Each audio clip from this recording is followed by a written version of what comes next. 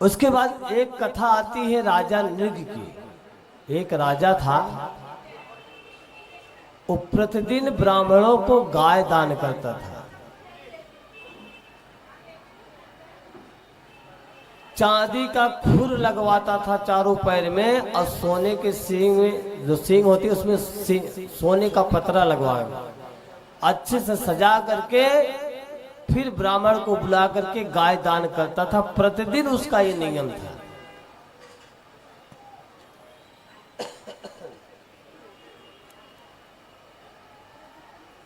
एक दिन वो एक ब्राह्मण को उसी प्रकार से गाय को दान किया। ब्राह्मण बड़े प्रेम से दान लिया, लेकर के अपने घर गया, और वो गाय लौट करके राजा के गौशाला में आ गई। दूसरे दिन संजोग बस उसी गाय को दूसरे ब्राह्मण को दान दे दिए राजा ने। अब जिसको दान दिए उस गाय को लेकर के आ रहा था, और जिसकी गाय गौशाला से राजा के गौशाला में चली गई, दूसरा वाले ब्राह्मण वो अपने गाय को खोजते खोजते आ रहे थे। दान लेने वाला ब्राह्मण गाय को ले जा रहा है, और दूसरा जो दान लेके गया था वो खोजने के लिए अपनी गाय को, और दोनों रास्ते में मुलाकात हो गई। और वो ब्राह्मण पहचान गया कि कल ये राजा ने गाय, इसी गाय को हमको दान दिया था। तो ब्राह्मण ने कहा, ये गाय हमें दान में मिला है, राजा नृग ने दिया है। कल ये गाय हमको दान के मेरी गौशाला से वापिस आ गई थी। तो जो दान पाया था वो ब्राह्मण ने कहा कि ठीक है, कल आपको गाय का दान तो किया था राजा, लेकिन आज ये गाय हमको दान किया है, तो हमारी हुई ना। दोनों ब्राह्मण आपस में लड़ने लगे, नहीं गाय मेरी है। वो ब्राह्मण कहा नहीं गाय मेरी है।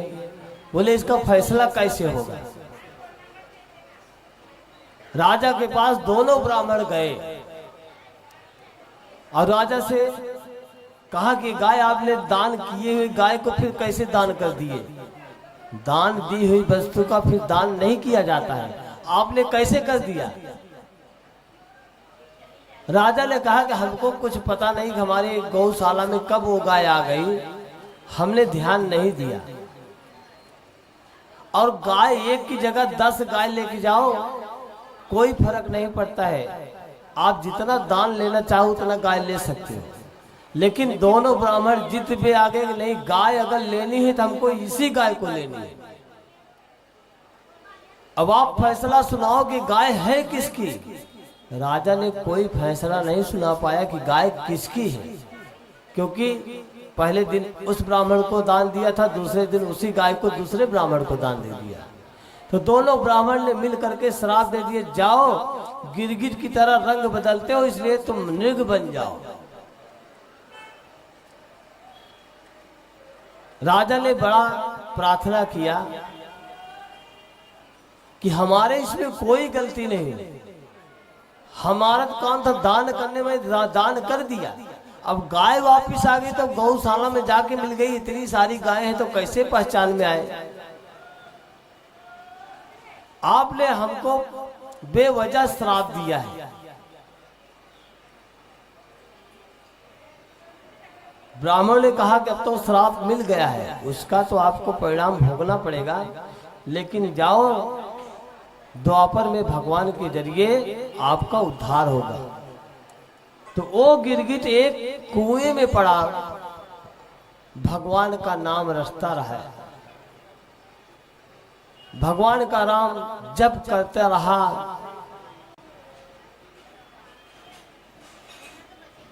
और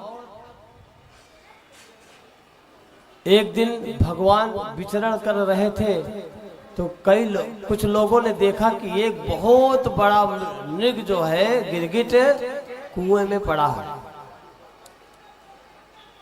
सब लोग भगवान को लेके गए, भगवान जैसे देखा प्रार्थना किया और प्रणाम किया।